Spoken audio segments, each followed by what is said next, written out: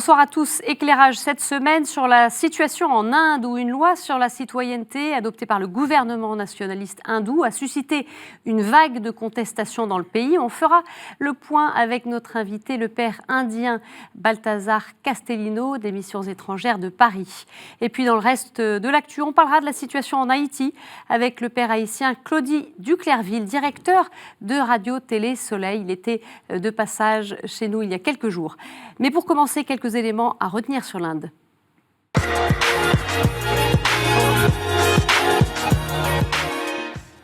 L'Inde est un pays d'Asie méridionale. Elle est bordée par le Pakistan, la Chine, le Népal, le Bhoutan, la Birmanie et le Bangladesh. Il s'agit d'une fédération qui est formée de 28 États. Deuxième pays le plus peuplé au monde avec 1,3 milliard d'habitants. L'Inde compte environ 80% d'hindous, 14% de musulmans. Les autres religions que sont le sikhisme, le bouddhisme, le jaïnisme, le zoroastrisme et le judaïsme représentent 3,4%. Les chrétiens, eux, sont autour de 2,6% de la population. Alors, dans l'Église catholique coexistent les rites latins, syro-malabar et syro-malankar. Parmi les évangélisateurs de l'Inde, eh bien, il y a eu Saint François Xavier. La Constitution fédérale de 1949 reconnaît à tout citoyen le droit de professer et de pratiquer librement sa religion. Pour autant, une loi anti-conversion est en vigueur dans 9 États indiens, même si à ce jour, aucun chrétien n'a été condamné. Mais depuis les années 90, les chrétiens sont directement visés par des extrémistes hindous. Et l'arrivée au pouvoir en 2014 du BJP, un parti nationaliste hindou avec comme Premier ministre Narendra Modi, n'a pas amélioré leur sort. Malgré tout, l'Église en Inde connaît une belle vitalité. On va en parler avec notre invité.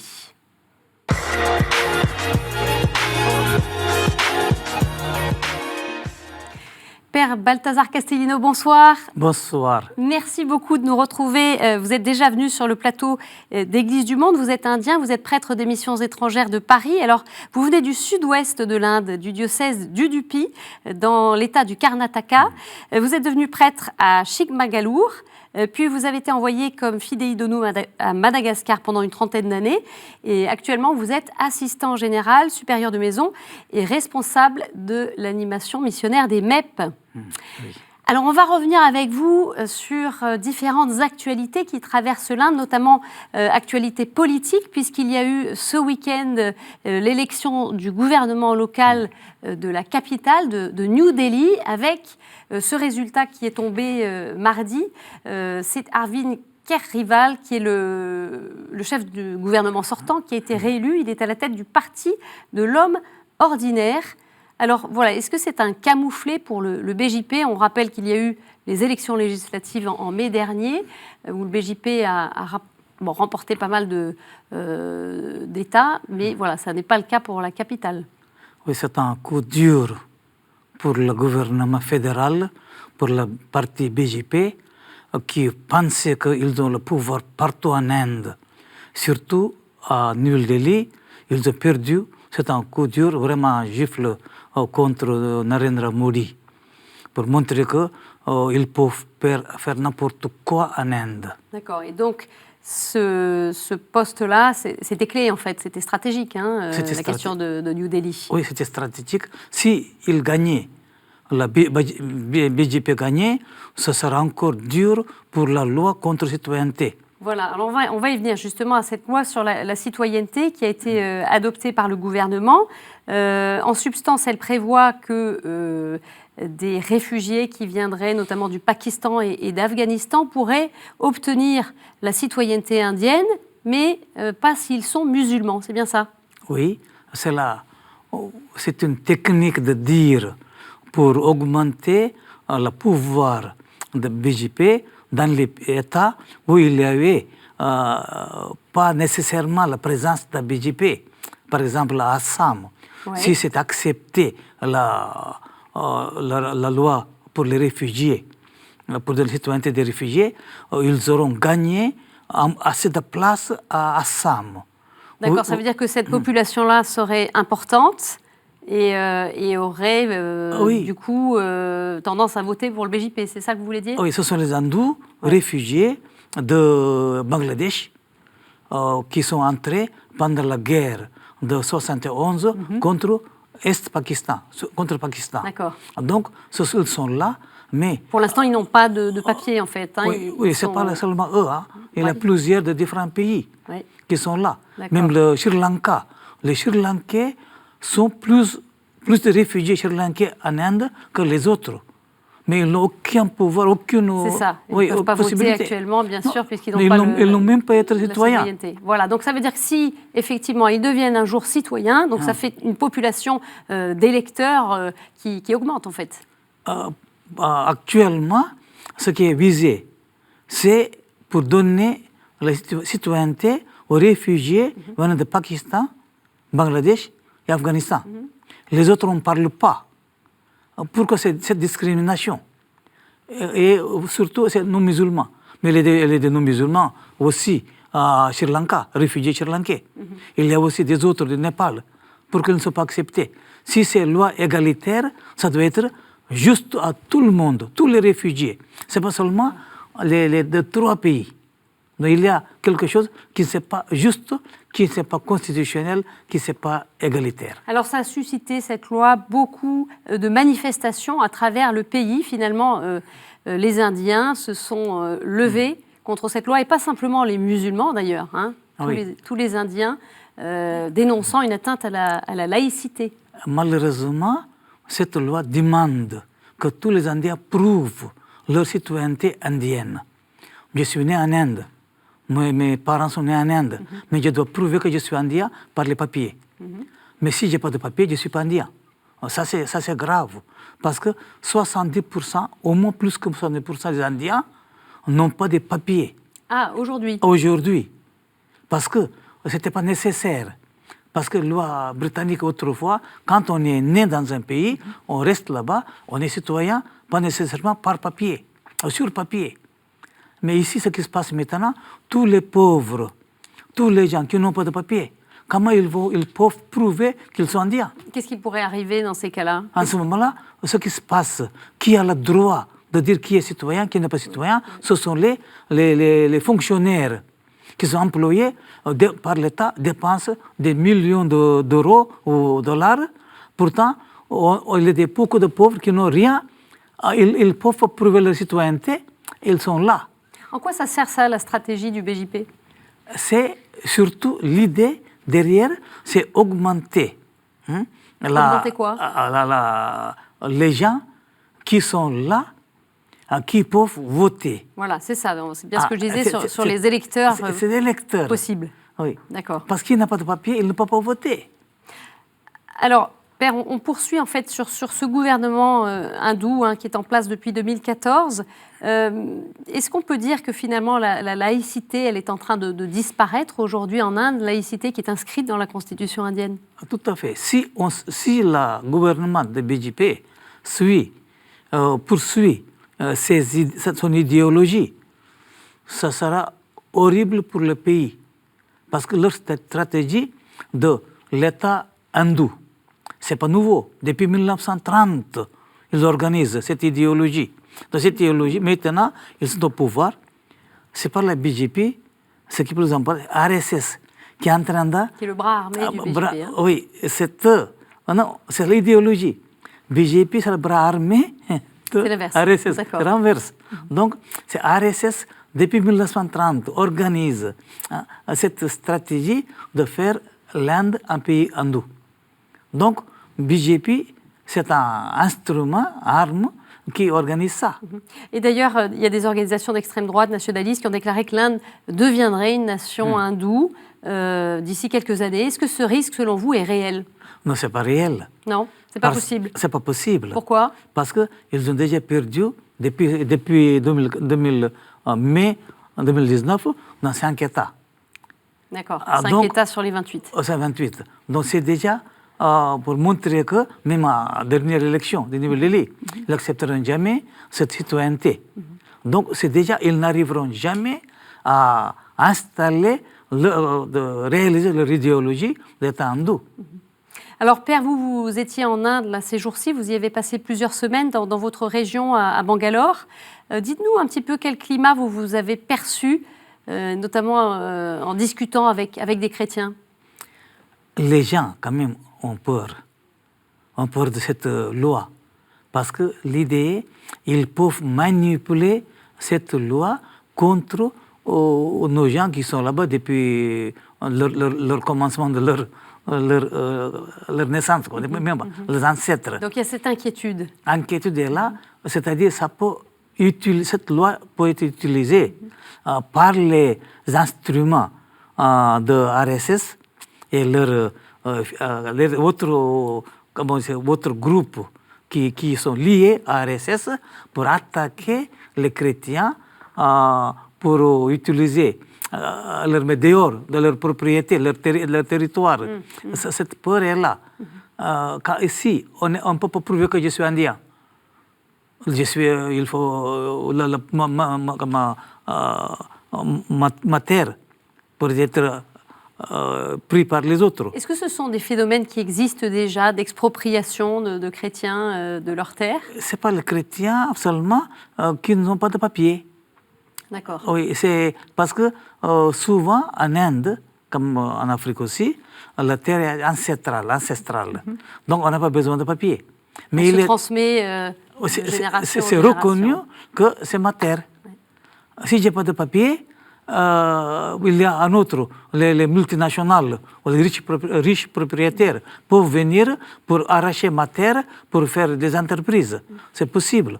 Est-ce que l'Église les défend, en l'occurrence, si ça concerne les chrétiens? Est-ce qu'elle agit pour défendre les chrétiens contre l'accaparement de leurs terres? Dans plusieurs endroits, plusieurs diocèses, il y a des équipes juridiques, des avocats, prêtres, religieuses ou laïcs qui sont consacrés pour lutter pour ces pauvres gens. D'accord. Ça existe encore. Alors, il y a aussi le statut d'une autre minorité, les Dalits chrétiens. Là aussi, il y a des éléments controversés. La Cour suprême indienne, elle a annoncé qu'elle examinerait un recours pour la protection de l'égalité des chances dans le droit indien, donc pour ces Dalits. Voilà, qu'est-ce qui est en jeu aujourd'hui concernant ces Dalits? Les pauvres Dalits chrétiens n'ont aucun... Comment ça, les avantages reçus par les Dalits hindous, bouddhistes ou musulmans. Ils ne sont pas une caste reconnue d'ailleurs. Hein? Oui, parce que pour les chrétiens, ils disent que ce sont les chrétiens, Jésus est venu pour enlever cette inégalité. Dans le moment où on devient chrétien, on n'est plus Dalit. C'était ça qui est utilisé. Au contraire, les Dalits hindous, ils sont Dalits, les musulmans aussi, ou les bouddhistes, ou jaïns, ou des autres religions, ils restent Dalits, sauf les chrétiens. C'est une injustice perpétrée depuis des années. Hein. Toujours oui, en cours. Toujours en cours. Et donc à suivre avec cet examen par la Cour suprême.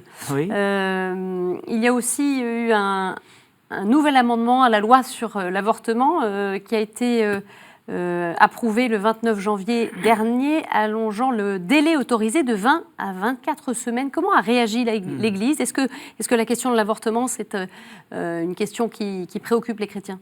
D'abord, l'avortement est condamné par l'Église. Donc c'est 20 semaines. Il y a quand même 6 millions d'avortements en Inde. Les chrétiens ne sont pas concernés, 6 millions par an. Peut-être il y a quelques cas exceptionnels. Parce que les chrétiens n'ont pas encore assez d'enfants. Parce qu'autrefois, c'était normal, les parents avaient 8 à 10 enfants. Maintenant, ils ont 1 ou 2 ou 3 enfants. Donc on ne peut pas aller vers l'avortement quand on n'a pas assez d'enfants. Et les chrétiens sont minoritaires, donc ça ne joue pas beaucoup vis-à-vis de la vie de l'Église, la vie des chrétiens. C'est surtout pour les hindous, parce que l'hindou, problème est pour les filles. Il faut absolument enlever pour l'honneur de la famille. À la naissance, sélection à la naissance, c'est surtout c'est pour les hindous. Mais ce n'est pas normal. Pour cela, l'Église déjà lutte contre ça, cette loi. Il y a aussi cette actualité qui a touché l'Uttar Pradesh, où des responsables chrétiens repoussent des accusations de conversion forcée. Alors dites-nous un petit peu, qu'est-ce qu'il en est et quelle est la situation de la petite minorité chrétienne dans cet État? D'abord, l'autre jour, l'évêque de Lucknow a réagi contre cette accusation.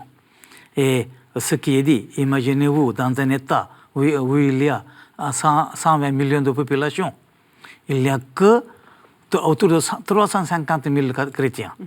Donc, comment cette petite minorité peut organiser les conversions? C'est impossible à imaginer. C'est une technique de l'État pour lutter contre l'Église, surtout les instruments, les institutions de l'Église catholique. C'est-à-dire l'Église catholique est présente dans cet État par leurs écoles, par leurs hôpitaux, soit de santé, éducation, parce que l'Église donne l'éducation surtout pour les plus pauvres, Dalits. Et si les Dalits sont éduqués, ils peuvent lui opposer la mainmise des hautes castes, aux riches propriétaires. Donc c'est la technique. Quand on casse l'éducation, quand on accuse l'Église catholique, les institutions de l'Église catholique, automatiquement, on arrête l'éducation aux plus pauvres. Comme ça, ils peuvent utiliser l'esclavagisme de ces riches contre les plus pauvres. Il y a un an aussi, alors ça c'est une question qui est une préoccupation en Inde, c'est la question écologique. Et on sait que l'Inde est un des pays pollueurs, un des pays émergents les plus pollueurs. Les évêques ont décidé il y a un an de créer une commission spéciale pour l'écologie en réponse à l'appel du pape François dans sa lettre encyclique Laudato Si. Voilà, qu'est-ce que c'est concrètement que l'Église indienne engage pour protéger l'écologie? L'Église indienne, c'est très minoritaire vis-à-vis de la population indienne. On n'est que 2,6%. Les chrétiens, 1,9% des catholiques. Donc, on fait, ce n'est pas nouveau, parce qu'on faisait ça, maintenant, c'est la conférence épiscopale met en place une commission. Pourtant, l'Église, depuis que je connais ça, même moi, on avait fait parce qu'on a des écoles, des hôpitaux, on plante les reboisements, ça fait partie de l'écologie. Donc ça, c'est quelque chose qui est enseigné aux élèves? Oui, dans chaque école, chaque année, ça fait partie de la vie de l'école ou des hôpitaux, planter des arbres autour. Et les faire, reboisement, ça fait partie de la vie de l'Église, des écoles, des hôpitaux. Alors, quand on voit les grandes villes indiennes, c'est pas tellement ça qu'on voit, en fait. La situation, elle est très différente dans les grandes villes. Mais même dans les grandes villes, vous voyez, autour d'une école, il y a des arbres plantés. Autour de terrain, il y a toujours ces plantations là. Mais la pollution, c'est question des grandes villes. Grande ville, ce n'est pas question de chaque communauté ou comme ça, mais c'est la ville doit organiser.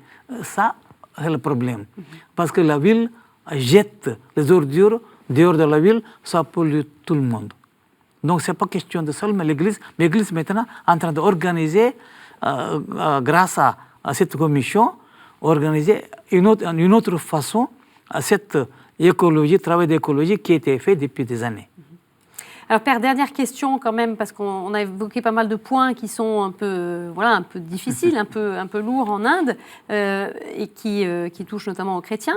Malgré tout, il y a une vraie vitalité de l'Église avec de nombreuses vocations. Et dites-nous en quelques mots chez vous, dans la région de Bangalore, quelle est un petit peu la vitalité de l'Église? Je vous dis une chose, mon diocèse de Udupi, qui est fondé, érigé il y a en 2014. Il y a des petits séminaires, il y a pas mal de séminaristes en diocèse, en petit diocèse, dans le séminaire, grand séminaire de Mangalore. Il y a au moins 125 à 130 séminaristes. Donc, ça reste, les vocations sont, malgré, dans notre région, de évolution de la société, de la famille chrétienne, éducation, et toujours là. Malgré ça, il y a encore des vocations. dans mon village, une petite paroisse, fondée en 1968. Donc je suis le premier prêtre. Aujourd'hui, il y a 20 ans de prêtres. Il y a 50 ans de vocation encore. Cette année, on avait 5 garçons et une fille qui sont entrés dans les congrégations et dans les séminaires. Une petite paroisse de 154 familles. Donc, je vous donne un exemple, témoignage. Hein. C'est comme ça, il y a encore des vocations malgré l'éducation, montée de l'éducation. Il y a des gens, après leur baccalauréat ou licence, ils entrent au séminaire. Ils entrent au séminaire. Oui. Et bien voilà, et je précise, Père, que vous avez fêté vos 40 ans de sacerdoce, c'était en mai dernier, et que votre tante a fêté ses 60 ans comme religieuse. Voilà, bravo à tous les deux. Merci beaucoup, Père. On va continuer, bien sûr, à suivre avec attention l'actualité indienne. Merci. À bientôt.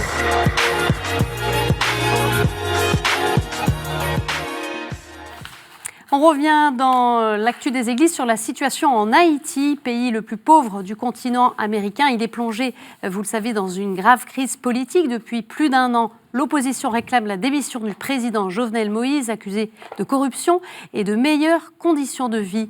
De septembre à décembre dernier, d'importantes manifestations baptisées Pays Loc, pays bloqués, ont secoué Haïti. Pour tenter de trouver une solution politique à la crise, eh bien, la nonciature, sans participer elle-même aux discussions, a accueilli fin janvier dans ses locaux à Port-au-Prince des négociations entre les différentes forces politiques du pays. Mais ce dialogue s'est soldé par un échec. Le père Claudie Duclerville, directeur du média catholique haïtien Radio-Télé Soleil, nous donne des nouvelles de son pays en proie, selon lui, à une injustice sociale depuis plus de 30 ans. On l'écoute. Maintenant, la situation se calme un peu. Et avant, à la fin de l'année 2019, il y avait des manifestations récurrentes et le pays était complètement fermé. Et les Haïtiens l'appelaient le pays loc, c'est le pays bloqué. Donc les gens n'avaient pas la possibilité de circuler. Pratiquement, les institutions ou bien les différentes entreprises restaient fermées. Et depuis 1986, les revendications étaient toujours les mêmes, une amélioration des conditions de vie. Et sur le plan démocratique, il y a certains acquis, mais sur le plan social, il y a beaucoup de choses à faire. Ceux qui ont le pouvoir, ou le pouvoir politique et économique, sont pratiquement au-dessus de la loi. Ils pensent pouvoir tout faire. Et puis, il n'y a pas une institution judiciaire qui peut les inquiéter. Donc, ça, l'impunité et la corruption sont les causes majeures du sous-développement.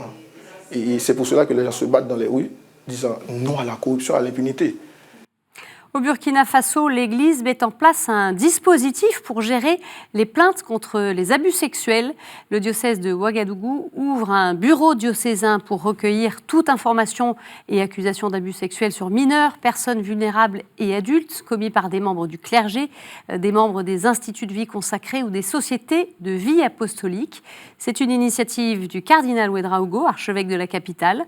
Les plaintes peuvent être exprimées oralement ou par écrit et le plaignant sera protégé par l'obligation de confidentialité. Le bureau composé du pénitencier diocésain et de 2 prêtres disposera d'une commission d'experts composée de juristes, d'avocats et de psychologues. Précisons que parmi les églises africaines qui ont déjà adopté des mesures contre les abus sexuels dans l'église figurent celles d'Afrique du Sud, du Botswana, du Swaziland et l'église de Maurice. Mani, c'est fini. Le cardinal Taglé est arrivé lundi 10 février à Rome pour prendre ses nouvelles fonctions au Vatican de préfet de la Congrégation pour l'évangélisation des peuples.